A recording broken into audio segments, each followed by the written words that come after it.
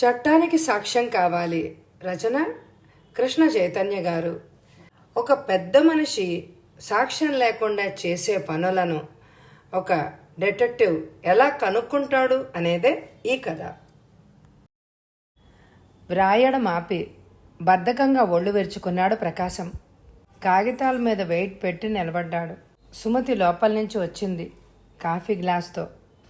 ఏం కదా అని అడిగింది కాఫీ అందిస్తూ.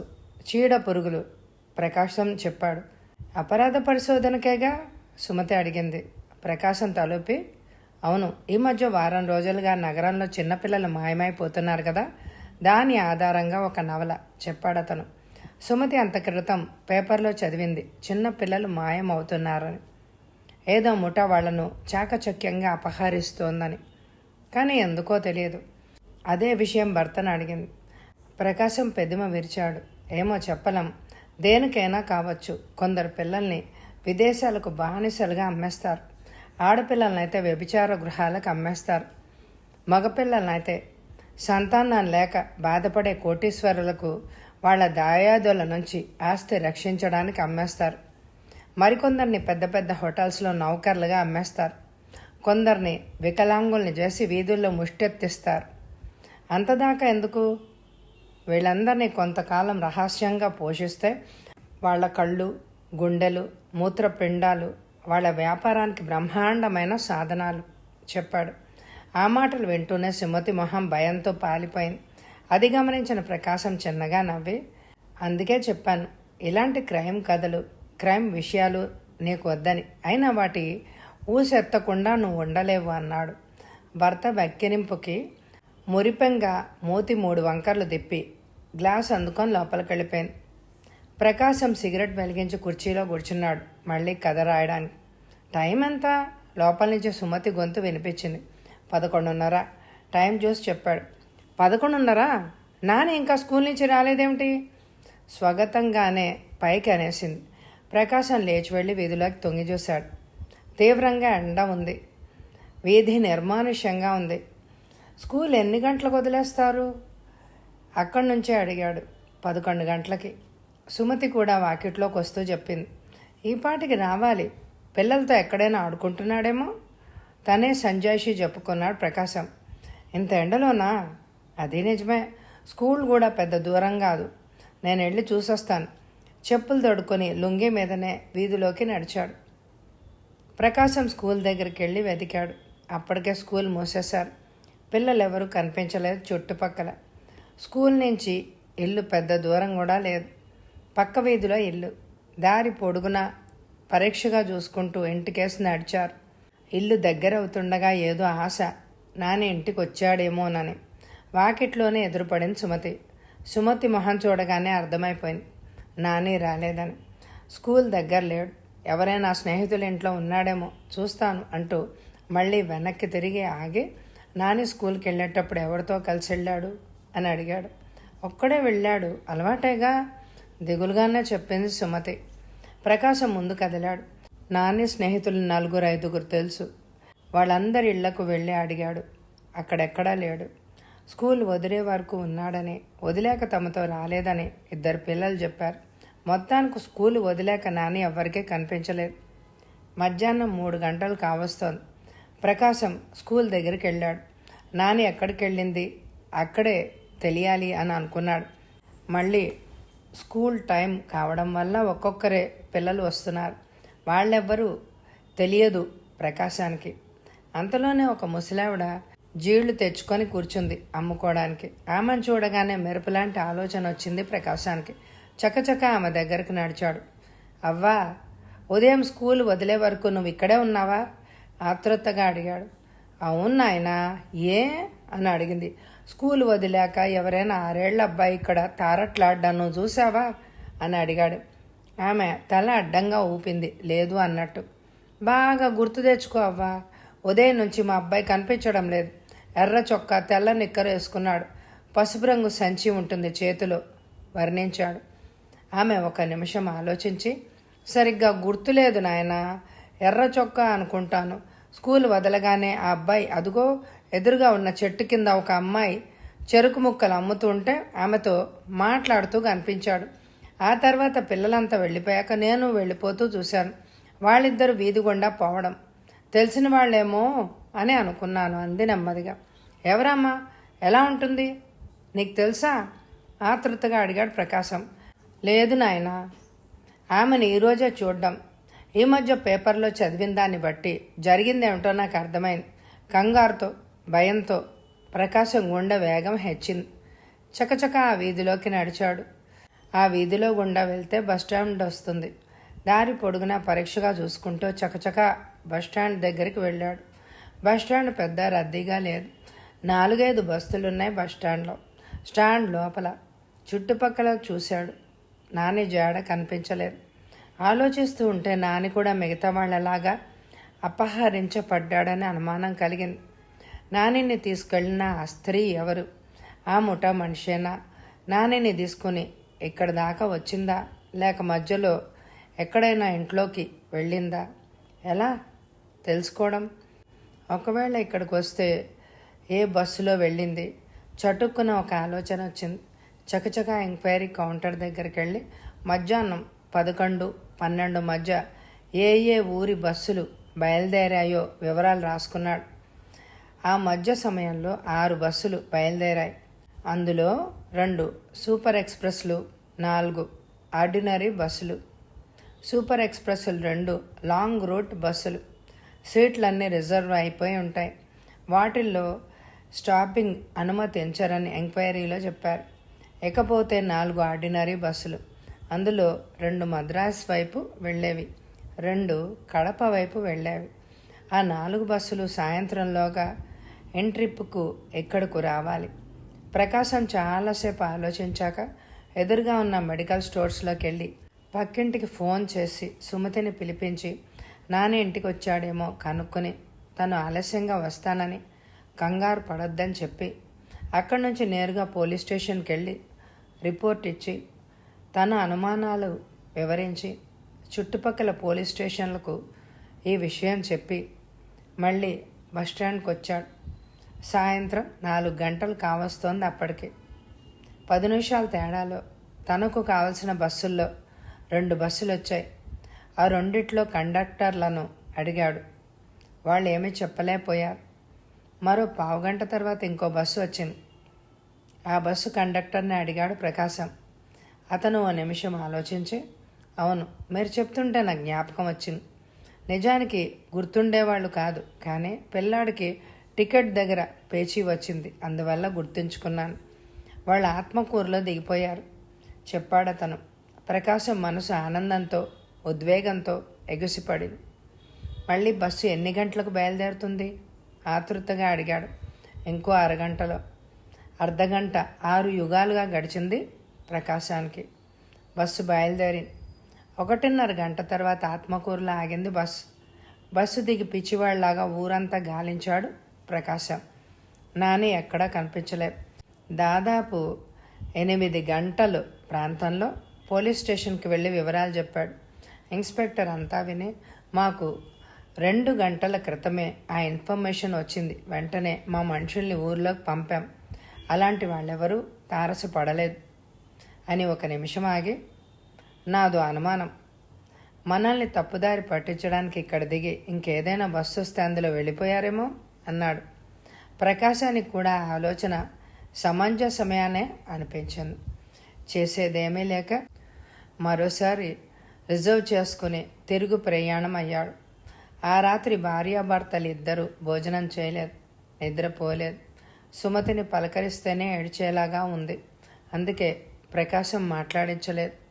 తెల్లవారుతుండగా సుమతి అంది పోలీసులతో, ఈ వ్యవహారం తేలేలోగా వాళ్ళు బాబుని ఏం చేస్తారో ఒకసారి డిటెక్టివ్ కప్పర్తి గారితో మాట్లాడకూడదు? ప్రకాశం తలూపి బట్టలు మార్చుకొని బయటకు నడిచాడు. నీ పేరు అడిగాడతను. చెప్పను నవ్వాడతను. నీ పేరుతో నాకు అవసరం లేదు, అయినా తెలుసుకోవడం నా హాబీ, తెలుసుకోగలను కూడా అంటూ చకచక టెలిఫోన్ దగ్గరకు వెళ్ళి రిసీవర్ ఎత్తి, జాన్, మన ఫ్రెండ్స్కు కనెక్షన్ ఇవ్వు అన్నాడు. 2 నిమిషాల తర్వాత ఫోన్లో మాట్లాడొచ్చి అతనికి ఎదురుగా నిలబడ్డాడు. జయంత్, సిఐడి ఇన్స్పెక్టర్ జయంత్ అవునా? అంతేకాదు, నీకొక తల్లి చెల్లెలు ఉన్నారు. నువ్వు దరిద్రంతో మాడుతున్న వృత్తికి కట్టుబడిన గొప్ప నిజాయితీపరుడివి. నీ సేవా నిరతికి మెచ్చి రాష్ట్ర ప్రభుత్వం 2 సార్లు రాష్ట్రపతి పథకానికి గాను నీ పేరు సూచించింది. ఆపు, అరిచాడు ఇన్స్పెక్టర్ జయంత్. ఇవన్నీ నీకెవరు చెప్పాడు? నవ్వాడతను. అదే దేవరహస్యం. ఆ విషయం అలా ఉంచు. ప్రస్తుతం నీ పరిస్థితి ఏమిటో నీకు అర్థమై ఉంటుంది అని అనుకుంటున్నాను. ఆ కుర్చీలోంచి ఒక అంగుళం కూడా కదల్లేవు. నేను ఎన్ని చిత్రహింసలు చేసినా బయట వాళ్ళకి ఎవ్వరికీ తెలియదు. నీ శవాన్ని కూడా ప్రపంచానికి కనిపించనీయకుండా చేయగల స్తోమత నాకుంది. కాబట్టి మర్యాదగా నువ్వు ఇప్పటి వరకు మా గురించి సేకరించిన విషయాలు చెప్తే దయ తలచి వదిలేస్తాను. నిజం, ఎందుకంటే నిన్ను వదిలినా నువ్వు నన్నేం చేయలేవు కనుక చెప్పు, ఆ వివరాలు ఏంటి? జయంత్ అతని వైపు ఒకసారి తీక్షణంగా చూశాడు. 50 ఏళ్ళు ఉంటాయి అతనికి. హుందాగా, అధికారం, ధనగర్వంతో మదమెక్కిన వాడిలాగా ఉన్నాడు. జయంత్ అప్పటికి మాట్లాడలేదు. శ్రీలత, అరిచాడతను. ఆ క్షణంలో అతని మొహం క్రూరంగా మారిపోయింది. ఒక 25 ఏళ్ల యువతి చిన్న పెట్టెతో ఆ గదిలోకి వచ్చింది. ఆమె వైపు చూసి అన్నాడతను. జయంత్కి ఇలాంటివి కొత్త కాదు. ఊపిరి బిగబట్టి ఆమె చేయబోయే దానికోసం ఎదురు చూడసాగాడు. బాక్స్ తెరిచి 2 క్లిప్పులు, బ్లేడు బయటకు తీసింది. 2 బుగ్గలకి క్లిప్పులు అతికించింది. చర్మం ఒరుసుకొని క్లిప్పులు 2 వైపులా చర్మం ఎత్తుగా లేచింది. ఆ తర్వాత బ్లేడ్ అందుకుని పెన్సిల్ చెక్కుతున్నంత నిబ్బరంగా, నిదానంగా ఉబ్బిన బుగ్గ కండలు నిలువునా కోసేసింది. భయంకరమైన మూలుగు. పెదాలు, ఊపిరి బిగబట్టి కళ్ళు గట్టిగా మూసుకున్నాడు జయంత్. రక్తం దారగా కారి పెదవుల చివర ఉప్పగా తగిలింది. 2వ బుగ్గ మీద కూడా అలాగే చేశాక టింక్చరు అంటించింది గాయం పైన. పగవాడికి కూడా ఊహించకూడని నరకం అది. జయంత్కి స్పృహ తప్పింది. పోలీస్ జీప్ వచ్చి రోడ్డు పక్కగా ఆగింది. ఇన్స్పెక్టరు ఖాళీ జీప్లోంచి కిందకి దిగి టైం చూసుకున్నాడు. ఉదయం 6 గంటలు కావస్తోంది. ఇన్స్పెక్టర్ని చూడగానే అప్పటి వరకు అక్కడ గుమికూడిన జనం తప్పుకున్నారు. సార్జెంట్ ఎదురొచ్చి ఇన్స్పెక్టర్కు సెల్యూట్ చేసి దారి చూపించాడు. ఖాళీ ముందుకు నడిచాడు. ఎదురుగా ఒక శవం నేల మీద పడింది. శరీరం అంతా గాయాలతో రక్తసిక్తమై ఉంది. పొట్ట మీద 4 కత్తిపోట్లు స్పష్టంగా కనిపిస్తున్నాయి. నేల మీద పచ్చిక రక్తంతో తడిసి గడ్డ కట్టింది. ఆ శవం ఎవరిదో చూడగానే తెలిసిపోయింది. హ్యాట్ తీసి చేత్తో పట్టుకుని ఒక్క క్షణం మౌనంగా నిలబడ్డాడు. అంతలో మరో వ్యాన్లో పోలీస్ డాక్టర్, వేలి ముద్రల నిపుణులు, ఫోటోగ్రాఫర్లు దిగారు. మామూలు తతంగం చకచకా జరిగిపోయింది. శవాన్ని పోస్టుమార్టానికి తరలించాక ఇన్స్పెక్టర్ ఖాళీ జీప్ ఎక్కాడు. ఖాళీకి తెలుసు ఇన్స్పెక్టర్ జయంత్ చిన్నపిల్లల అపహరణ కేసులో నిమగ్నమై ఉన్నాడని. అతను ఎలాంటి సహాయం అడిగినా తక్షణం అందివ్వమని కమిషనర్ దగ్గర నుంచి ఆర్డర్స్ వచ్చాయి. కానీ అంతలో ఈ ఘోరం. జయంత్ చాలా సమర్థుడని ఖాళీకి తెలుసు. ఈ సంఘటనతో ప్రత్యర్థులు ఎంతటి బలవంతులో అర్థమవుతోంది. I'm detective Kapardi. మీ సహాయం కావాలి అడిగాడు కపర్ది. చెప్పండి అన్నాడతను కపర్దికి కుర్చీ చూపిస్తూ. కపర్ది కుర్చీలో కూర్చుని అతనిపై పరీక్షగా చూశాడు. 50 ఏళ్ల పైనే ఉంటాయి. ఎర్రగా ఎత్తుగా ఉన్నాడు. If you don't mind, may I know your name please? Kapardi అడిగాడు. నందన్ రావు, రిటైర్డ్ డిప్యూటీ కలెక్టర్ చెప్పాడు. కపర్ది తల ఊపి, మీరు ఈ మధ్య పేపర్లో చదివే ఉంటారు, నగరంలో పిల్లల అంతర్ధానం గురించి. ఆ విషయంలో మీ సహాయం కావాలి అన్నాడు. తప్పకుండా, నేనేం చేయాలో చెప్పండి. ప్రస్తుతానికి మీరేమీ చేయనవసరం లేదు. కొద్ది రోజుల పాటు 4-5 గంటల సేపు మీ మేడ మీద గదిలో నేను ఉండగలిగేందుకు ఏర్పాటు చేయగలరా అడిగాడు కపర్ది. తప్పకుండా, కానీ ఎందుకో తెలుసుకోవచ్చా? సారీ, ప్రస్తుతం ఆ విషయం నేను చెప్పలేను. నా అంచనా తప్పు కాకపోతే అన్ని వివరాలు మీకు అప్పుడే చెప్తాను. Never mind. ఏదో ఉత్సాహం కొద్దీ అడిగాను. ఒక 10 నిమిషాలు కూర్చోండి, గది ఏర్పాట్లు చేసేస్తాను అంటూ లోపలికి వెళ్ళాడు నందన్ రావు. 2 నిమిషాల తర్వాత కాఫీ వచ్చింది. కపర్ది కాఫీ తాగి సిగరెట్ వెలిగించాడు. 10 నిమిషాల తర్వాత నందన్రావు వచ్చాడు.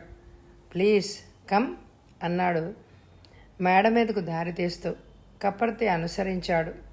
చిన్న గది అది. శుభ్రంగా కడిగి ముగ్గులేసుంది నేల మీద. గదిలో ఒక పక్కగా షెల్ఫ్లో పుస్తకాలు ఉన్నాయి. గదిలో వీధి వైపు కిటికీ ఉంది. ఇది మా అబ్బాయి చదువుకునే గది. మీకోసం అతన్ని వేరే గదిలోకి పంపించాను చెప్పాడు నందన్రావు. థ్యాంక్స్. నందన్రావు వెళ్ళిపోయాక కపర్ది తలుపులు మూసి కిటికీ దగ్గరికి వెళ్ళి నిలబడ్డాడు. అక్కడి నుంచి వీధి స్పష్టంగా కనిపిస్తోంది. కిటికీ ఎదురుగా వీధిలోనే కాన్వెంట్ స్కూల్ ఉంది. కిటికీ తలుపులు కొద్దిగా మూసి ఆ సందులోంచి బయటకు చూస్తూ ఆలోచనలో పడ్డాడు కపర్ది. ప్రకాశం తన దగ్గరకు వచ్చి సాయం కోరగా అతను చెప్పిందంతా విని కమిషనర్తో మాట్లాడి ఈ పథకం రూపొందించాడు. ఎందుకంటే ప్రకాశం చెప్పిన యువతి కోసం ఆత్మకూరు వెళ్ళి కూడా అంత ప్రయోజనం ఉండకపోవచ్చు. అంతేకాదు, ముఖ్యంగా నగరంలోని పిల్లలే మాయమవుతూ ఉండడం వల్ల వాళ్ల స్థావరం ఇక్కడే ఉండి ఉంటుందనే అభిప్రాయం కలుగుతోంది. ఆమె కేవలం పోలీసులను తప్పుదారి పట్టించడానికే ఆత్మకూరు వెళ్ళి మళ్ళీ వెంటనే తిరిగొచ్చి ఉండాలి. అందుకే బాగా ఆలోచించి ఒక పథకం వేశాడు. తనలాగే ఒక 20 మంది సిఐడీలు ప్రతి ఎలిమెంటరీ స్కూల్ కాన్వెంట్ దగ్గర ఇలాంటి ఏర్పాటు చేసుకుని గమనిస్తూ ఉంటారు. ఎవరైనా అనుమానాస్పద పరిస్థితులలో పిల్లలతో వెళ్తూ కనిపిస్తే వెంటనే ఆ విషయం టెలిఫోన్ ద్వారా కానీ మరే విధంగానైనా సరే స్టేషన్కు తెలియజేసి ఆ వ్యక్తిని వెంబడిస్తారు. ఇది పథకం. కపర్తి వాచి చూసుకున్నాడు. శుక్రవారం ఉదయం 9 గంటలైంది.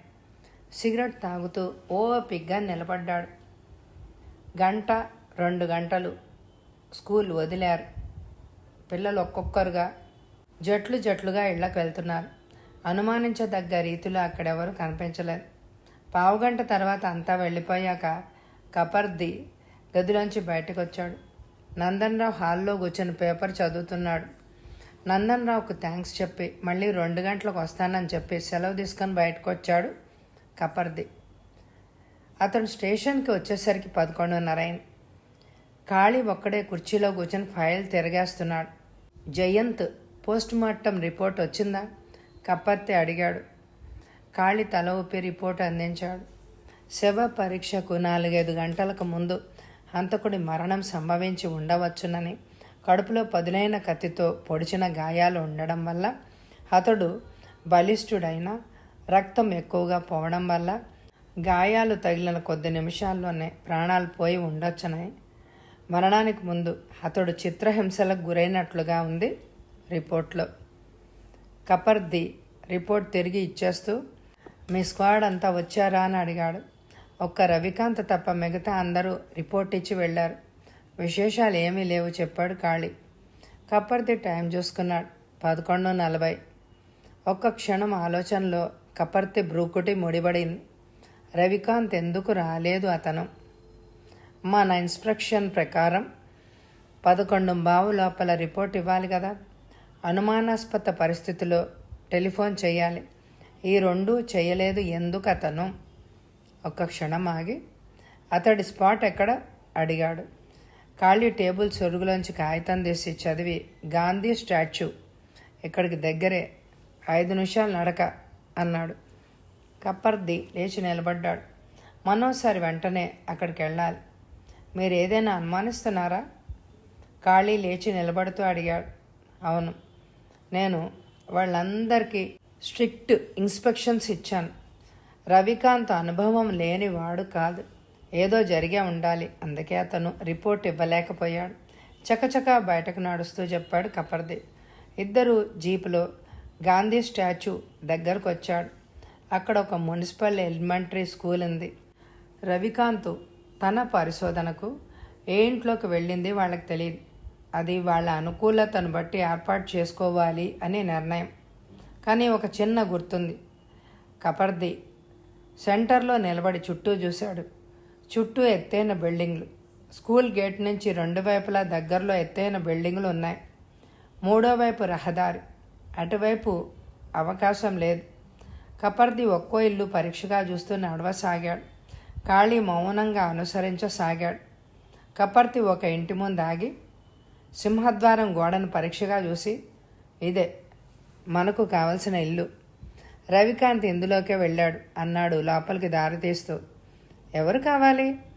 తోటమాలి కాబోలు అడిగాడు. మీ అయ్యగారు లోపల ఉన్నారా? అడిగాడు కాళీ. ఉన్నారు, వెళ్ళండి అన్నాడు తన పనిలో నిమగ్నం అవుతూ. ఇద్దరూ లోపలికి నడిచారు.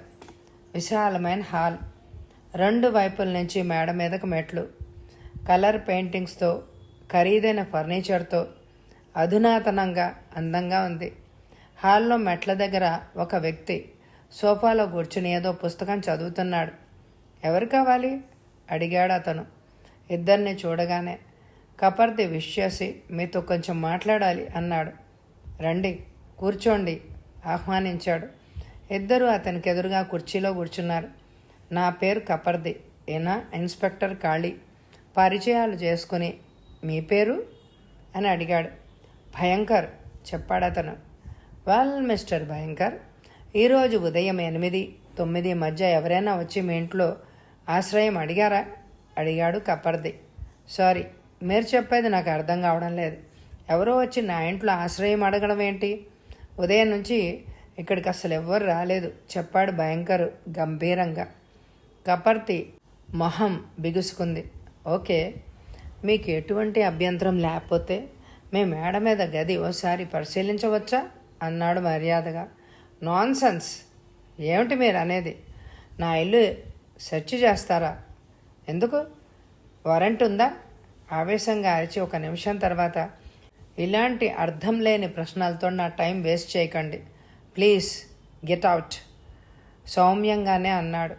కపర్ది కోపంగా కాలిని నేలకేసి కొట్టి లేచి నిలబడ్డాడు. ఇద్దరూ బయటకొచ్చారు. రవికాంత్ ఏ ఇంట్లోకి వెళ్ళాడో ఎలా తెలుస్తుంది? కాళీ అడిగాడు. రవికాంత్ ఈ ఇంట్లోకే వెళ్ళాడు. అదిగో ఆ గోడ మీద గీసిన ఇంటూ గుర్తుంది చూసారా? అది మాకు సంకేతం.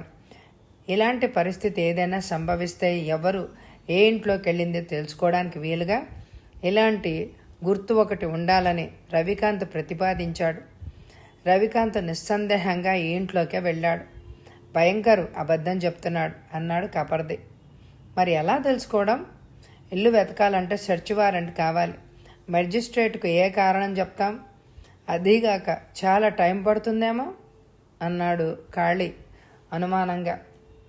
కపర్తి సిగరెట్ వెలిగించి 1 నిమిషం ఆలోచించి, ఓకే, ఆ విషయాన్ని నేను చూసుకుంటాను. నువ్వెళ్ళి జీప్ దగ్గర ఉండు, ఓ 15 గంటలో నేను వచ్చేస్తాను.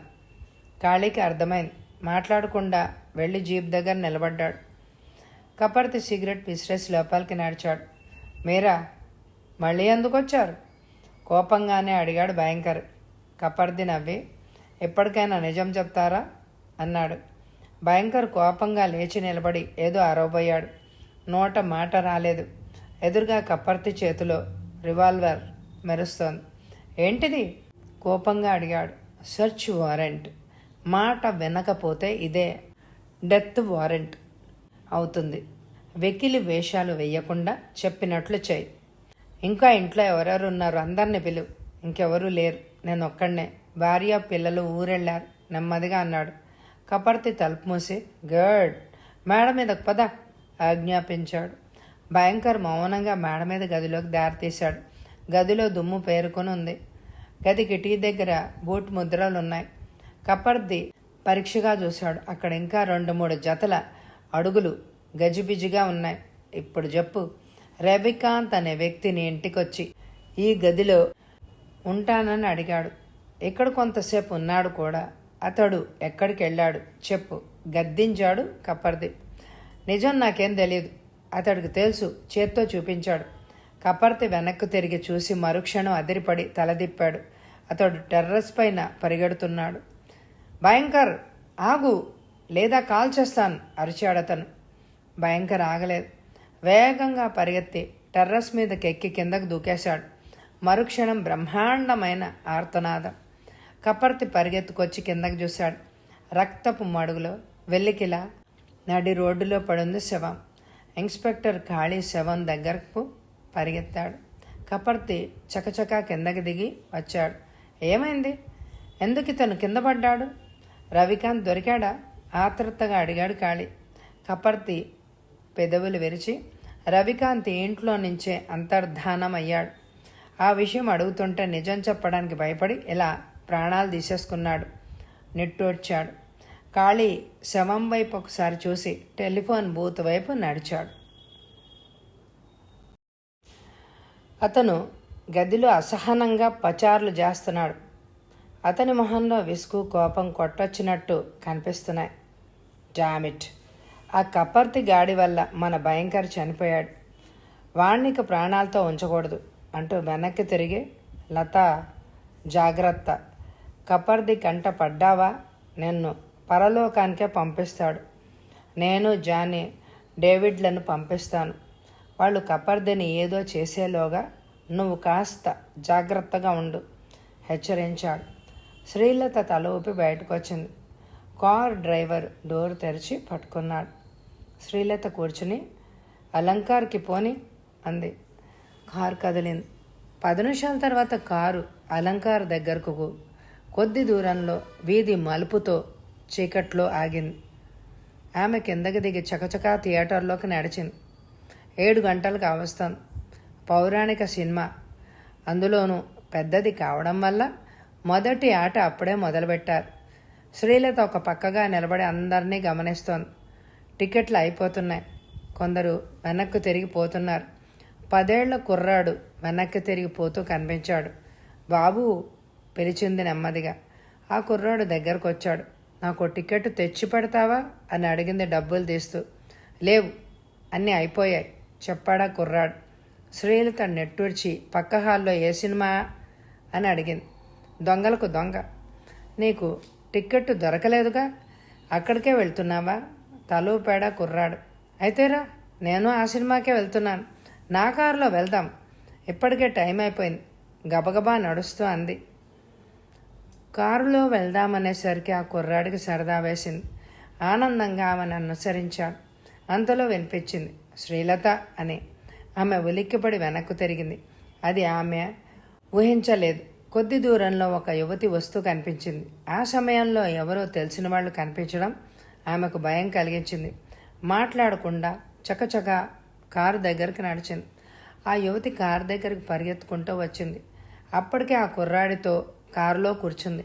శ్రీలత, రాంజీ కంపెనీలో నీకు ఆ ఉద్యోగం వచ్చిందా? ఆతృతగా తల లోపలికి పెట్టి అడుగుతూ పక్కనే ఉన్న కుర్రాడిని చూసి ఆశ్చర్యపోయి, నువ్వా నారాయణ అంది ఆశ్చర్యంగా. శ్రీలత ఆలోచించలేదు. హఠాత్తుగా బ్యాగ్లోంచి రివాల్వర్ తీసి కాల్చింది. దానికి సైలెన్సర్ ఉండడం వల్ల పెద్దగా శబ్దం కాలేదు. పెద్ద కేకతో వెనక్కి పడిపోయింది ఆ అమ్మాయి. కారు వేగంగా ముందు కదిలింది. అప్పుడే అటుగా వెళ్తున్న కుర్రాడు అరుపులు వినిపించి అక్కడికి వచ్చాడు. ఆ మసక చీకట్లో ఒక యువతి కొన ఊపిరితో మూలుగుతోంది. ఏమండి, ఎవరు మీరు? ఏమైంది? ఆతృతగా అడిగాడు. శ్రీలత, నారాయణ చిన్నగా చెప్పింది. అంతే. ఆ తర్వాత ఇంకా మాట్లాడలేదు. తల వాల్చేసింది. ఆ కుర్రాడు భయంతో లేచి నిలబడ్డాడు. చేతుల కంటిన రక్తం జిగుటుగా తగిలింది. చేతులపై ఒక్కసారి చూసుకుని చకచక టెలిఫోన్ బూత్ వైపు నడిచాడు. మా అబ్బాయి విషయం ఏమీ తేలేదా? ప్రకాశం అడిగాడు కుర్చీలో కూర్చుంటూ. కపర్ది పెదవులు విరిచి, లేదు, అదే ప్రయత్నం మీద ఉన్నాం. ఎంతవరకు ఎలాంటి ఆచూకీ దొరకలేదు చెప్పాడతను. ఎందులో విదేశీయుల హస్తం ఉందేమో భయంగా అడిగాడు. అందుకు కారణం ఉంది. ఇది విదేశీయుల పని అయితే ఈ పాటికి పిల్లలందరినీ విదేశాలకు పంపి ఉంటారని ప్రకాశం భయం. కపర్ది నవ్వి, పేపర్లో వాళ్ళు వీళ్ళు చెప్పే మాటలు విని కంగారు పడకండి. ప్రస్తుత పరిస్థితుల మీద నుంచి మన దృష్టి మళ్లించడానికి ఎంతోమంది ఇలాంటి మాటలు చెప్పడం అలవాటైపోయింది. స్వదేశీయులకు ధనాశ, స్వార్థం లేకపోతే కదా విదేశీయులకి ప్రమేయం వచ్చేది అన్నాడు. ప్రకాశం నెట్టూర్చి, మీ మీద కొండంత ఆశ పెట్టుకున్నాను నెమ్మదిగా అన్నాడు. నేను మనిషినే, చేయగలిగింది శక్తి పంచం లేకుండా చేస్తాను. ఆ పైన ధర్మం మనవైపే ఉంది.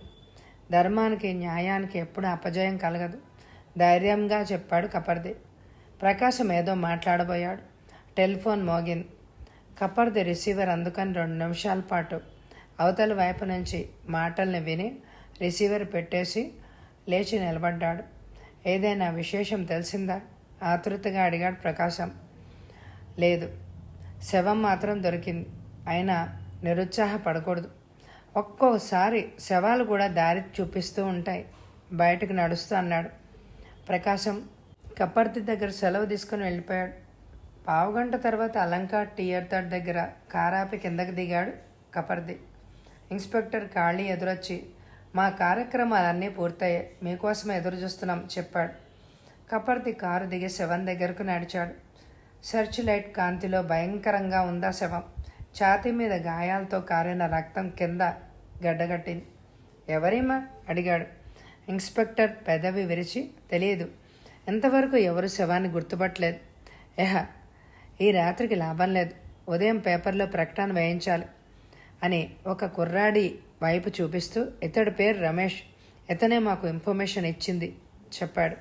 కప్పర్తి అతని వైపు తిరిగి, అసలు జరిగింది ఏంటో విపులంగా చెప్పండి. రమేష్ అంతా చెప్పి, ఎవరు మీరు అని అడిగితే, శ్రీలత నారాయణ అని చెప్పి తలవాల్చేసింది అన్నాడు. అంటే ఆమె పేరు శ్రీలత అయి ఉంటుందని, ఆమెను హత్య చేసిన అతను నారాయణ అయి ఉంటాడని అనుకోవచ్చు అన్నాడు కాళీ. కపర్ది తల ఊపి, మీరు స్టేషన్కి వెళ్ళగానే అన్ని టౌన్ స్టేషన్స్కు ఫోన్ చేసి వాళ్ళ అమ్మాయి కనిపించడం లేదని ఎవరైనా కంప్లైంట్ ఇచ్చారేమో తెలుసుకోండి. అందువల్ల ఈమె వివరాలు మరింత త్వరగా తెలిసే అవకాశం ఉంది అన్నాడు ముందుకు నడుస్తూ. ఇన్స్పెక్టర్ కాళీ సిబ్బందికి సాగు చేశాడు. శవాన్ని పోస్ట్ మార్టానికి తరలించసాగారు. ఇంత దారుణం ఎలా జరిగిందో నాకు అర్థం కావడం లేదు ఇన్స్పెక్టర్. నిన్న సాయంత్రం స్నేహితురాలు ఇంటికి వెళ్ళి వస్తానని వెళ్ళింది, కానీ వాళ్ళ ఇంటికి వెళ్ళనే లేదుట. ఉదయం 6 దాటినా రాకపోయేసరికి కంగారు పడి పోలీస్ రిపోర్ట్ ఇవ్వడానికి వెళ్తే వాళ్ళు ఇక్కడికి పంపారు. ఉదయాన్నే ఎంత ఘోరం చూడవలసి వస్తుందని. నిన్న సాయంత్రం నవ్వుతూ వెళ్ళిన నా బిడ్డ తెల్లవారేసరికి ఇలా అవుతుందని కల్లో కూడా అనుకోలేదు. దుఃఖంతో అతని కంఠం రుద్ధమైపోయింది. ఇన్స్పెక్టర్ కాళీ 2 నిమిషాలు మాట్లాడలేదు. అతను కాస్త కుదట పడే వరకు మౌనంగా ఉండి అడిగాడు, మీ అమ్మాయి పేరు సునంద అని చెప్పారు కదా, మరి శ్రీలత ఎవరు? అతను తల ఊపి, నాకు తెలియదు, నాకు తెలిసినంత వరకు ఆ పేరు గల స్నేహితురాలు కూడా మా అమ్మాయికి లేదు అన్నాడు. అంతలోనే కపర్ది చకచకా లోపలికొచ్చాడు. ఈయన డిటెక్టివ్ కపర్ది, ఈయన నారాయణరావు. రాత్రి మనం చూసిన శవం వీళ్ళ అమ్మాయి సునందది పరిచయం చేశాడు కాళీ. మీ అమ్మాయి పేరు సునంద? ఆశ్చర్యంగా అడిగాడు కపర్ది. నారాయణ తలూపాడు. శ్రీలతను గురించి అడిగాడు. ఆమె ఎవరో తెలియదట కాళీ చెప్పాడు. కపర్ది తల ఊపి, నారాయణ ఎవరు అడిగాడు. నారాయణరావు ఆశ్చర్యపోయి, నా పేరు నారాయణరావు, మరి ఇంకా నారాయణ ఎవరు? 1 నిమిషం ఆలోచించి, అవును, మా ఇంటి పక్కనే గోవిందరావు అని ఉంటాడు, వాళ్ళ అబ్బాయి పేరు కూడా నారాయణ. ఏ అడిగాడు. కప్పర్ది లేచి, పదండి అతనితో మాట్లాడదామన్నాడు. ముగ్గురు జీపులో గోవిందరావు ఇంటి ముందు దిగారు. నారాయణరావు తూలుతున్న వాడిలాగా వడివడిగా తన ఇంట్లోకి నడిచాడు. కప్పర్ది వారించలేదు. 1 నిమిషం తర్వాత నారాయణరావు ఇంట్లోంచి పెద్దగా ఏడుపులు వినిపించాయి. ఇద్దరు చిన్నగా నెట్టూర్చి గోవిందరావు ఇంట్లోకి నడిచారు. 40 ఏళ్ల వ్యక్తి ఎదురొచ్చి, ఇన్స్పెక్టర్ గారా, రండి రండి, ఏం జరిగింది ఆదుర్దాగా అడిగాడు. మీ అబ్బాయి పేరు నారాయణ? కపర్ది అడిగాడు. అవును. ఏ వాడేదైనా తప్పు పని చేశాడా? కంగారుగా అడిగాడు. మీరోసారి అతన్ని పిలవండి కాళీ అన్నాడు. గోవిందరావు ఆశ్చర్యపోయి, వాడింకా రాలేదు. నేను వాడి కోసం ఆదుర్దా పడుతుంటే మీరు వచ్చారు. మిమ్మల్ని చూసి వాడేదైనా తప్పుడు పని చేశాడేమో, చేస్తే జైల్లో పెట్టారేమోనని భయపడుతున్నాను అన్నాడు. కాళీ ఆశ్చర్యపోయి, మీ అబ్బాయి ఎప్పటి నుంచి కనిపించడం లేదు అడిగాడు. నిన్న సాయంత్రం సినిమాకి వెళ్తానని వెళ్ళాడు, ఇంతవరకు రాలేదు. వాడికి కాస్త చెడు సావాసాలు ఎక్కువ, అందుకే మిమ్మల్ని చూసి ఆశ్చర్యపోయాను. ఇంతకీ అసలు జరిగిందేంటి ఆదుర్దాగా అడిగాడు. అదే ఇప్పుడు తెలుసుకోవాలి అన్నాడు కపర్ది లేచి నిలబడుతూ. అంటే కాళీ జరిగిందంతా వివరించాడు. గోవిందరావు దంపతులు ఏడుపు లంఘించుకున్నారు. ఇద్దరూ వాళ్లకు ధైర్యం చెప్పి బయటకు వచ్చి నారాయణరావు ఇంటి వైపు నడిచారు. అప్పటికే చుట్టుపక్కల వాళ్ళు చాలామంది మోగారు. నారాయణరావు దంపతులు దుఃఖం ఆపశక్యం కావడం లేదు. చెట్టంత కూతురు దారుణంగా మరణిస్తే ఆ తల్లిదండ్రుల దుఃఖం ఎవరు ఆపగలరు? చాలాసేపు ఇద్దరు మౌనంగా ఉండిపోయారు. ముందుగా నారాయణరావే తేరుకున్నాడు. ఇద్దరికి కుర్చీలు చూపించి కూర్చోండి అన్నాడు భారంగా. మిమ్మల్ని ఈ పరిస్థితిలో ప్రశ్నించడం భావ్యం కాదు. కానీ మీ అమ్మాయిని అంత దారుణంగా హత్య చేసిన హంతకులను పట్టుకోవాలంటే మీరే సహకరించక తప్పదు. అంతేకాదు, గోవిందరావు గారి అబ్బాయి కూడా అపహరించబడ్డాడని అనుమానంగానే ఉంది. అంటే ఈ మధ్య జరుగుతున్న పిల్లల అపహరణకు మీ అమ్మాయి హత్యకు ఏదో సంబంధం ఉండే ఉంటుంది. దయచేసి మీ అబ్బాయిని ఓసారి పిలవండి అన్నాడు కపర్ది. నారాయణరావు మాట్లాడకుండా లోపలికెళ్ళి కొడుకుని వెంటబెట్టుకొచ్చాడు. 17 సంవత్సరాలు ఉంటాయి ఆ అబ్బాయికి. బాగా ఏడ్చి ఏడ్చి మొహం ఉబ్బిపోయింది. అలా కూర్చో. నీ పేరేంటి అడిగాడు కపర్ది. శేఖరం చెప్పాడా కుర్రాడు. మీ అక్కయ్య స్నేహితురాళ్ళందరూ నీకు తెలుసా? ఎంతమంది ఉన్నారో తెలియదు. 8 మంది మాత్రం తెలుసు చెప్పాడు శేఖరం. శ్రీలత అనే స్నేహితురాల గురించి మీ అక్కయ్య చెప్పగా ఎప్పుడైనా విన్నావా? శ్రీలత? అలాంటి పేరు నేను ఇంతవరకు వినలేదు. మా అక్కయ్యకు శ్రీలత అనే స్నేహితురాలు లేదు అని అనుకుంటున్నాను. బాగా గుర్తు తెచ్చుకో. శేఖరం చాలాసేపు ఆలోచించి, లేదు, నాకు గుర్తున్నంత వరకు ఆ పేరు వినడం ఇదే మొదలు అన్నాడు. కపర్ది తల ఊపి, మీ అక్కయ్య నారాయణ కలిసే వెళ్ళారా? లేదు, మా అక్కయ్య సాయంత్రం 5 గంటలప్పుడు వెళ్ళింది. 6 గంటలు దాటాక సినిమాకు వెళ్తానని వెళ్ళాడు అన్నాడు శేఖరం. నారాయణకి ఎన్నేళ్ళు? 10 ఏళ్ళు చెప్పాడు శేఖరం. కపర్ది ఇంకేం అడగలేదు. నారాయణరావు దంపతులకు ధైర్యం చెప్పి బయటకు వచ్చేశాడు. జీపు దగ్గరకు వచ్చాక జ్ఞాపకం వచ్చింది కపర్దికి. వెంటనే శేఖరాన్ని పిలిచి సునంద స్నేహితురాళ్ల పేర్లు, వాళ్ళ అడ్రస్లు వ్రాయించి తీసుకున్నాడు. ఇప్పుడు ఎక్కడికి? ఖాళీ అడిగాడు. స్టేషన్కు. కపర్తి జీప్ ఎక్కాడు. మీరు చెప్పినట్టే మా మనుషుల్ని పంపించి సునంద స్నేహితురాళ్ళందరి దగ్గర శ్రీలత గురించి ఎంక్వైరీ చేయించాను. సునందకు అలాంటి పేరు గల స్నేహితురాళ్ళు ఎవ్వరూ లేరు అని చెప్పారు. మనం పొరపడ్డామేమో.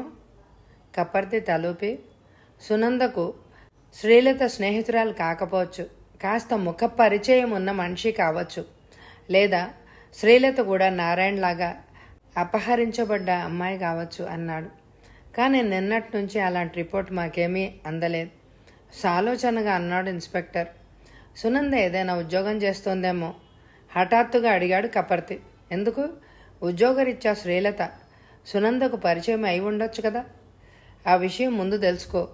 ఎందుకంటే శ్రీలత సునందకు ముఖ పరిచయం ఉన్న మనిషి అయితే ఉద్యోగరీత్యా పరిచయమేమో, లేక ఎక్కడైనా షాపింగ్లోనో ఎగ్జిబిషన్లోనో పరిచయం అయి ఉండొచ్చు. ఏమంటావు అన్నాడు కపర్తి. ఖాళీ తలూపి టెలిఫోన్ డైరెక్టరీ తీసి గోవిందరావు నంబర్ తెలుసుకొని ఫోన్ చేసి నారాయణరావుని పిలిపించమని చెప్పాడు. 2 నిమిషాల తర్వాత నారాయణరావు స్వరం వినిపించింది అవతల నుంచి. హలో, నారాయణరావు గారా? నేను ఇన్స్పెక్టర్ ఖాళీని మాట్లాడుతున్నాను. మీ అమ్మాయి ఏదైనా ఉద్యోగం చేస్తూ ఉండేదా అడిగాడు. ఉద్యోగమా? అలాంటిదేం లేదు. అసలు మా అమ్మాయి ఉద్యోగం చేయడం నాకు ఇష్టం లేదు. BA పూర్తి చేసింది కదా, త్వరలోనే పెళ్లి చేద్దామని అనుకున్నాను. కానీ ఈ మధ్య నేను క్యాంపుకి వెళ్ళినప్పుడు నాకు తెలియకుండా ఏదో ఇంటర్వ్యూకు వెళ్ళి వచ్చిందట. నాకు తెలిసి చివాట్లు పెట్టాను. అప్పటి నుంచి ఆ ప్రయత్నం మానుకుంది నారాయణరావు చెప్పాడు. ఖాళీ మౌత్ పీసు చేత్తో మూసి ఆ విషయాన్ని కపర్దికి చెప్పాడు. కపర్ది ఆసక్తిగా ముందుకు వంగి, ఆమె ఇంటర్వ్యూ వెళ్ళిన కంపెనీ ఏదో అడుగు అన్నాడు. ఖాళీ అడిగాడు. సారీ, ఆ కంపెనీ పేరు నాకు తెలియదు. మా శేఖరానికి తెలిసి ఉంటుంది. అడుగుతాను, అతడే చెప్తాడు. 2 నిమిషాల తర్వాత నారాయణరావు చెప్పాడు. రామ్జీ కంపెనీ అట అని. ఖాళీ థ్యాంక్స్ చెప్పి ఫోన్ పెట్టేశాడు. పసిపిల్లల అపహరణ కేసులో పోలీసులు ఏమీ చెయ్యలేకపోతున్నారని పత్రికలు దుమ్మెత్తి పోస్తున్నాయి చెప్పాడు ఇన్స్పెక్టర్ ఖాళీ. మంచిదే, పత్రికలు ప్రజలకు ప్రతిబింబాలు. అవి దుమ్మెత్తి పోస్తే గానీ ఎవరూ సమర్థవంతంగా నిజాయితీగా పనిచేయలేరు. అవి దుమ్మెత్తి పోస్తున్నాయని కోపగించుకుంటే అది మన అసమర్థతను, అవివేకాన్ని చాటుతుంది కపర్ది అన్నాడు. కమిషనర్ దగ్గర నుంచి వార్నింగ్ వచ్చింది. అవన్నీ పట్టించుకోకూడదు. చిత్తశుద్ధితో పని చేయడమే మన లక్ష్యం. పద, రాంజీ కంపెనీకి వెళ్ళొద్దాం అన్నాడు కపర్ది లేస్తూ. పావుగంట తర్వాత రాంజీ కంపెనీలో అడుగు పెట్టారు ఇద్దరు. మేనేజర్ ఇద్దరిని సాదరంగా ఆహ్వానించాడు. ఒక కేసు విషయంలో మీ సహాయం కావాలి చెప్పాడు. చెప్పండి. మీరు ఈ మధ్య ఉద్యోగాల ఇంటర్వ్యూలు నిర్వహించారా? మేనేజర్ తలూపి, దాదాపు 2 నెలల క్రితం. ఏ, ఆ ఇంటర్వ్యూకి వచ్చిన వాళ్ళందరి పేర్లు మీ దగ్గర ఉన్నాయా? మేనేజర్ తలూపి, సారీ, ఆ ఉద్యోగం మా మేనేజింగ్ డైరెక్టర్ గారి మేనల్లుడికి ఇచ్చేశాం అన్నాడు. అందులో విశేషం ఏం లేదు, మామూలుగా జరిగేదే. కానీ మేము వచ్చింది ఆ ఉద్యోగం గురించి కాదు, ఆ ఇంటర్వ్యూకి వచ్చిన వాళ్ళ పేర్లు కావాలి అన్నాడు కపర్ది. ఓ అలాగా, ఇప్పుడే తెప్పిస్తాను అని ప్యూన్ను పిలిచి చెప్పాడు. కాసేపటి తర్వాత ఒక వ్యక్తి ఫైల్ తెచ్చి అందించాడు. మేనేజరు ఫైల్లో కాగితం తీసి, ఇదే ఆ లిస్టు, అందులో వాళ్ళ అడ్రస్లు కూడా ఉన్నాయి అన్నాడు. కపర్ది చకచకా పేర్లు చదవసాగాడు. శ్రీలత, ఆ పేరు చదవగానే కపర్ది కళ్ళు మెరిశాయి. సునంద 10వ నంబర్. శ్రీలత అడ్రస్ కాగితం మీద రాసుకుని మేనేజర్కు థ్యాంక్స్ చెప్పి ఇద్దరు బయటికి నడిచారు. శ్రీలత అడ్రస్ దొరికింది కదా, వెంటనే అరెస్ట్ చేసి బెదిరిస్తే నిజం కక్కదు కాళీ అన్నాడు. వద్దు, అలా చేస్తే అసలు వ్యక్తి దొరకడు.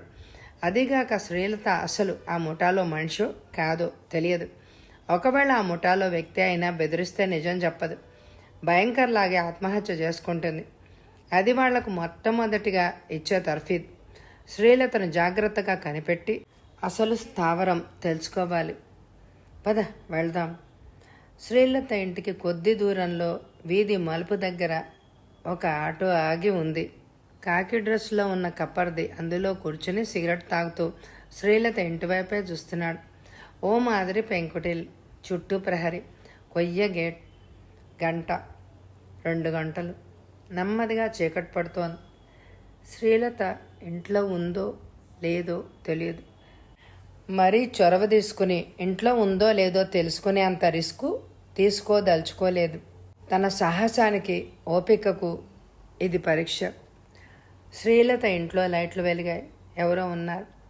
7 గంటలు దాటాక ఒక ఐడియా వచ్చింది. చకచకా దగ్గరలో ఉన్న టెలిఫోన్ బూత్ దగ్గరికి వెళ్ళి ఇన్స్పెక్టర్ కాళీకి చేయవలసింది చెప్పి వచ్చి ఆటోలో కూర్చున్నాడు. పావుగంట తర్వాత దూరంగా పోలీస్ సైరన్ వినిపించింది.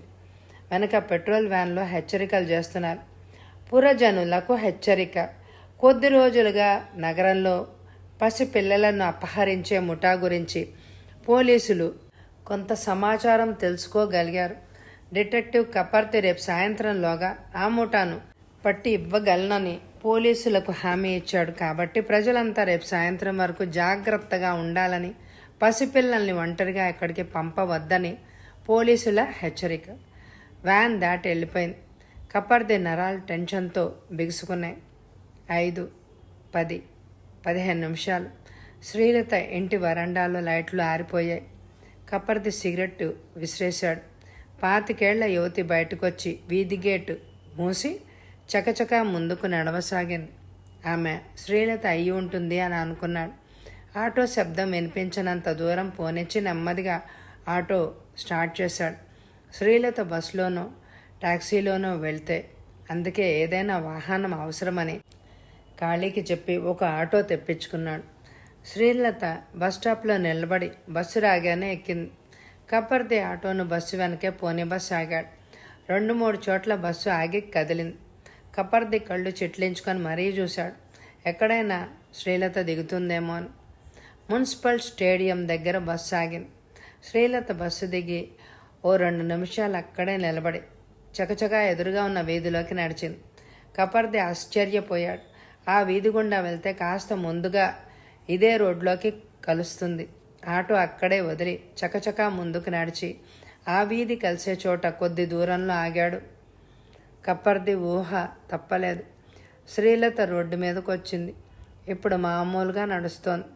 పావుగంట తర్వాత ఒక పెద్ద భవంతిలోకి వెళ్ళింది. కపర్దికి ఆ మేడ ఎవరిదో తెలుసు. కాసేపు అక్కడే నిలబడి శ్రీలత ఇక రాదని నిర్ణయించుకొని వెనక్కి తిరిగాడు. కపర్ది మొహం కోపంతో జేవిరించి ఉంది. హరిశ్చందర్ రావా? ఇంపాసిబుల్. మీరు చెప్పేది నేను నమ్మను అన్నాడు ఇన్స్పెక్టర్ కాళీ కపర్ది చెప్పింది విన్నాక. కపర్ది నవ్వి, నిజమే, నేను నమ్మలేకపోయాను. కానీ శ్రీలత మన హెచ్చరిక విన్నాక నేరుగా హరిశ్చంద్రరావు ఇంటికి వెళ్ళవలసిన అవసరం ఏంటి అడిగాడు. ఏమో, ఇంకేదైనా కారణం ఉండవచ్చు కదా. కానీ హరిశ్చంద్రరావుకు ఈ నేరాలతో సంబంధం ఉంది అంటే నేను నమ్మలేను.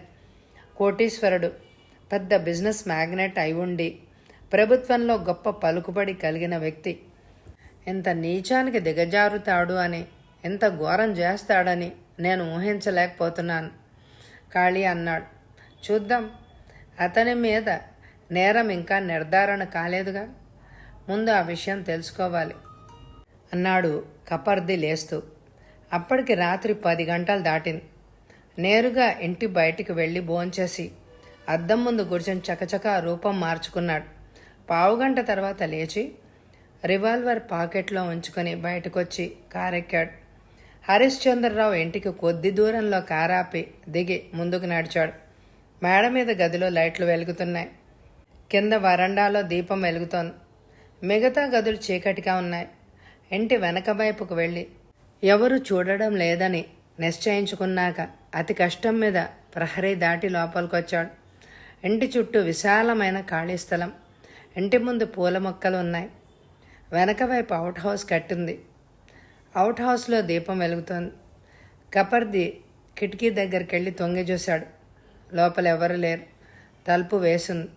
1 నిమిషం అటు ఇటు చూసి నీటిగొట్టం పట్టుకొని పైకి పాకాడు. మేడ మీద ఆ గదిలో లైట్లు వెలగడం లేదు. కిటికీ అంచు పట్టుకొని లోపలికి దూకాడు. హఠాత్తుగా లైటు వెలిగింది. ఎదురుగా ఉన్న వ్యక్తి చేతిలో రివాల్వర్ మెరుస్తోంది. అతడు ఎవరో కపర్దికి తెలుసు. హరిశ్చంద్రరావు. వెల్కమ్ కపర్ది, వెల్కమ్, వెటకారంగా నవ్వుతూ ఆహ్వానించాడు. కపర్ది ఆశ్చర్యపోయాడు. ఇన్స్పెక్టర్ కాళీ కూడా కనుక్కోలేనంతగా రూపం మార్చుకున్నాడు. అయినా హరిశ్చంద్రరావు కనిపెట్టేశాడు. ఎలా? కపర్ది ఆలోచనలు పసిగట్టినట్లుగా నవ్వి, నువ్వు వస్తావని ఊహించాను. అందుకే సాయంత్రం నుంచి నా మనుషుల్ని నియమించాను ఇక్కడ. నువ్వు కారు దూరంగా ఆపి రావడం, వెనక వైపు గోడ దూకడం అంతా బైనాకులర్స్తో చూసి నాకు చెప్పారు. నీకు స్వాగతం చెప్పడానికే ఇలా వచ్చాను. ఏంటి విశేషం? హరిశ్చంద్రరావు గొంతు కఠినంగా మారింది. కపర్ది కూడా నవ్వి, నేను వస్తానని ఊహించిన వాడివి. నేనెందుకు వచ్చానో ఊహించలేవా? నా చేత చెప్పించడం ఎందుకు అన్నాడు. హరిశ్చంద్రరావు పళ్ళు కోరికాడు. నాకు తెలుసు నువ్విలాంటి మొండి ఘటానివని. నిన్ను ఇక్కడే సమాధి చేసినా అడిగేవాళ్లే లేరు. అసలు ఇదంతా శ్రీలత వల్ల వచ్చింది. నీ హెచ్చరికకు అనవసరంగా కంగారు పడిపోయి ఇక్కడికి వచ్చింది. నగరంలో ఇంకెక్కడా చెయ్యని హెచ్చరిక శ్రీలత ఇంటి ముందే చేశారని, శ్రీలతను ట్రాప్ చేయడానికే ఈ ప్లాన్ వేశారని ఊహించాను. ఇంత చేశాక శ్రీలతను అనుసరించి నా ఇల్లు తెలుసుకొని ఉంటావని ఊహించాను. కానీ నువ్వెంత చేసినా ఏమి సాధించావు? నీ శవం కూడా బయటికి పోకుండా చెయ్యగల సమర్థత నాకుంది. అర్థమైందా? కఠినంగానే అన్నాడు. నాకు తెలుసు నీవు అంతటి వాడివే. ఇంటికి వచ్చే ముందు నేను ఎలాంటి జాగ్రత్తలు తీసుకుని ఉంటానో కూడా నువ్వు కూడా ఊహించగలగాలి కదా. శ్రీలతను వెంటాడడం మొదలు ప్రతి విషయము ఇన్స్పెక్టర్ కాళీకి తెలుసు. నేను ఇంకా పావుగంటలో ఇంటికి వెళ్ళకపోతే తెల్లవారేసరికి నీ ఇల్లు నేల మట్టం అయిపోతుంది. అదేమీ జరగదనే గ్యారంటీ నీకుంటే నీ ఇష్టం అన్నాడు కపర్ది. డామెట్, అసలు నువ్వు ఇంతవరకు వచ్చేంతవరకు మౌనంగా ఉండడమే తప్పు.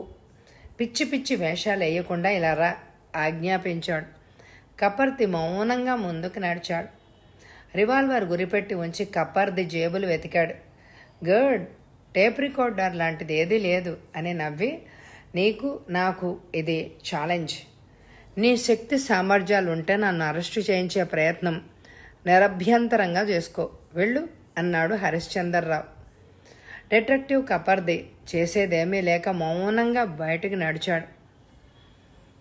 ఇప్పుడేమిటి చేయడం? ఇన్స్పెక్టర్ కాళీ అడిగాడు. అదే ఆలోచిస్తున్నాను. తను ఏ విధంగానూ దొరకననే ధీమా ఉండబట్టే హరిశ్చంద్రరావు నన్ను వదిలాడు. లేకుంటే నన్ను వదిలి తన ప్రాణాల మీదకు తెచ్చుకోడు చెప్పాడు కపర్ది.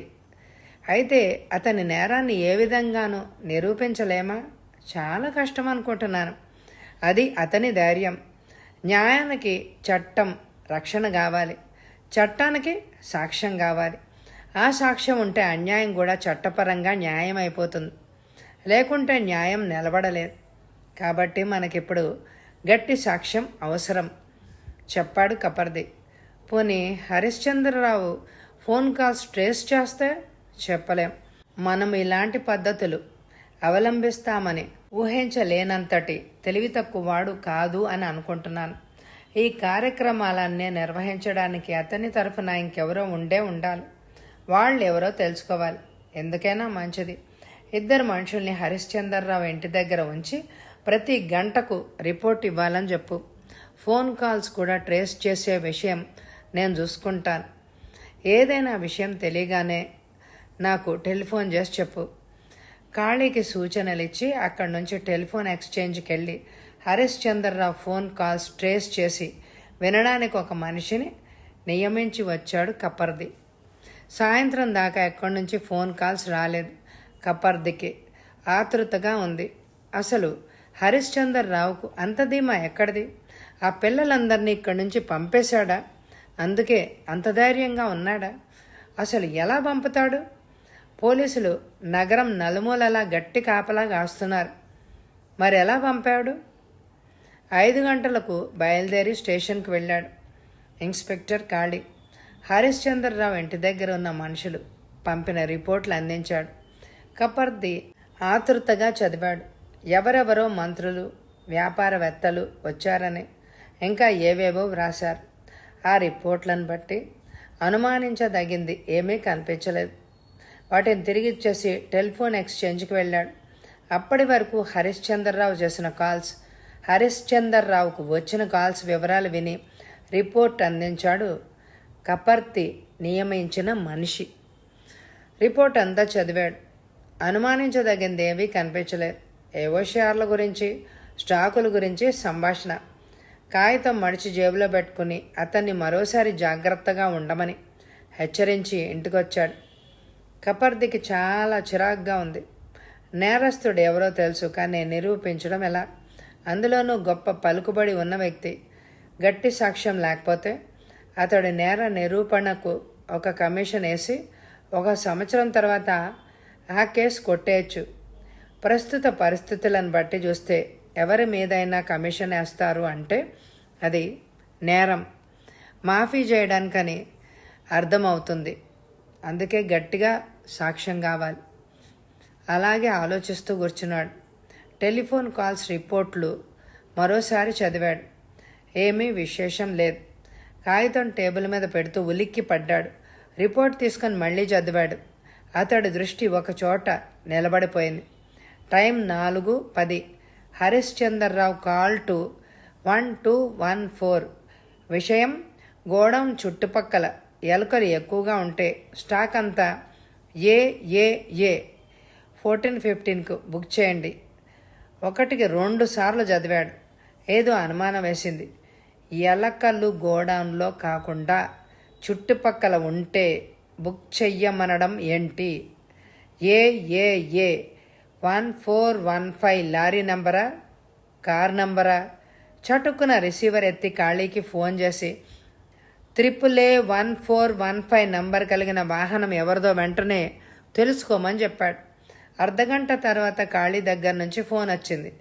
కపర్ది, అలాంటి నంబర్ గల లారీ మన నగరంలో ఉంది. ప్రస్తుతం గణేష్ ఆటోమొబైల్స్లో రిపేర్లో ఉంది. దాని owner Hazarayya. Address number 43/1 Gandhi lane చెప్పాడు ఖాళీ. ఓకే, వెంటనే ఒక మనిషిని నియమించి అతని మీద నిఘా వేయించు. పెక్ అరిచాడు కపర్ది.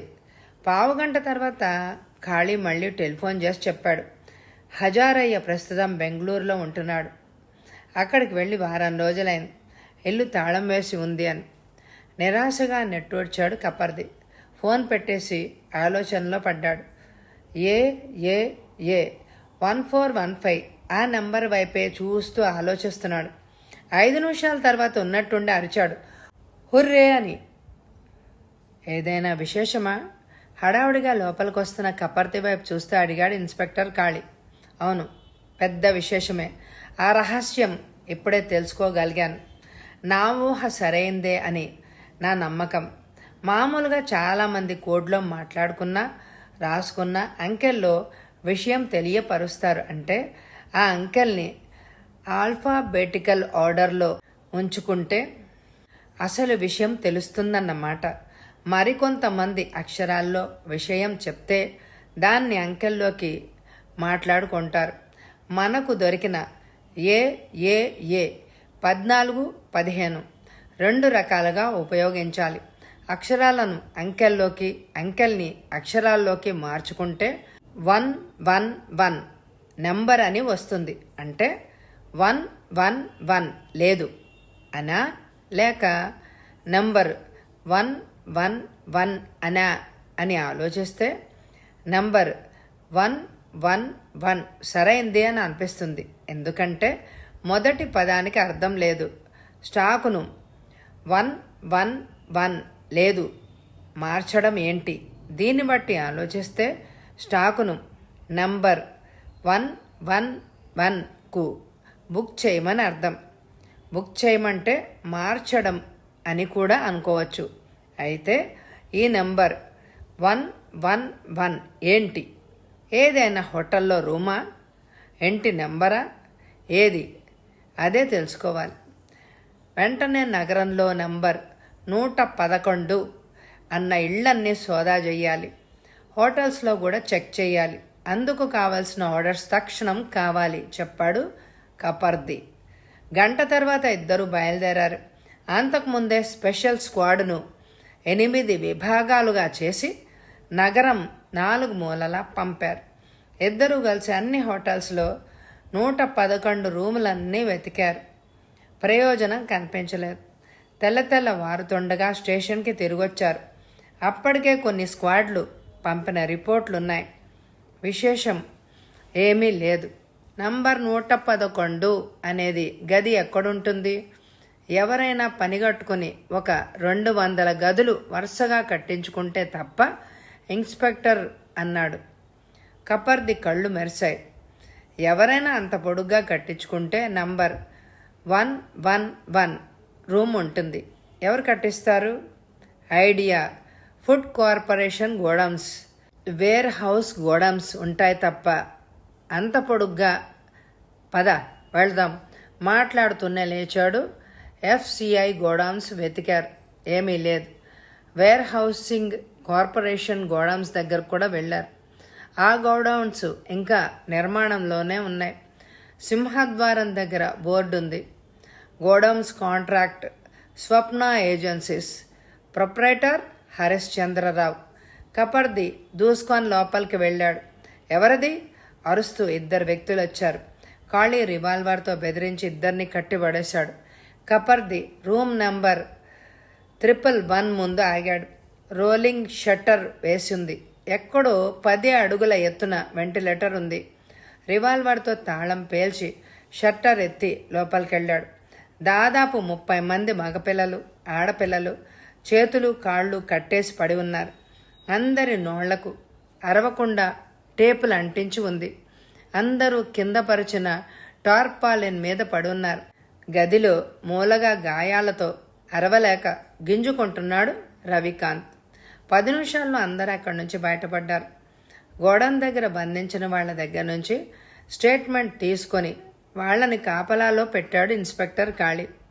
హరిశ్చంద్రరావును శిక్షించడానికి వీళ్ల సాక్ష్యాలు చాలదేమో ఇన్స్పెక్టర్ అన్నాడు. కపర్ది నవ్వి, పిల్లలంతా దొరికారు. ఇక హరిశ్చంద్రరావుతో ఎంత రిస్క్ అయినా తీసుకోవచ్చు. ముందు వీళ్ళందరినీ వాళ్ళ ఇళ్లకు పంపే ఏర్పాట్లు చేయించి 1214 టెలిఫోన్ నెంబర్ ఎవరిదో తెలుసుకుని తక్షణం అతడిని అరెస్ట్ చేయించు. అతడి దగ్గర కొన్ని సాక్ష్యాలు లభించవచ్చు అని కాళీ ఏర్పాట్లన్నీ పూర్తి చేశాక ఇద్దరు హరిశ్చంద్రరావు ఇంటికి బయలుదేరారు. మేడ మీద గదిలో లైట్ వెలుగుతోంది. గేటు దగ్గర గోర్ఖాన్ రివాల్వర్తో లోబరుచుకొని చకచకా లోపలికి వెళ్ళారు. తలుపులు వేసున్నాయి. ఇంటి వెనక వైపుకు వెళ్ళి నీటి గొట్టం పట్టుకొని పైకెళ్ళి ఆ గదిలోంచి లైటు వెలిగే గదిలోకి నడిచారు. నిశ్శబ్దంగా. ఆ గదిలో దృశ్యం చూడగానే ఇద్దరు అవాక్కైపోయారు. ఎంతోమంది పెద్ద మనుషులు తమ పలుకుబడితో చట్టం కళ్ళు గప్పి ఎన్ని ఘోరాలు చేస్తున్నారో అర్థమైంది. గదిలో నోరు, చేతులు, కాళ్ళు కట్టేసిన శ్రీలతను బలవంతంగా అనుభవిస్తున్నాడు హరిశ్చందర్రావు. మరి నిమిషంలో కపర్ది రివాల్వర్ పేలి ఉండవలసిందే. ఖాళీ వారించి పెద్దగా అరిచాడు.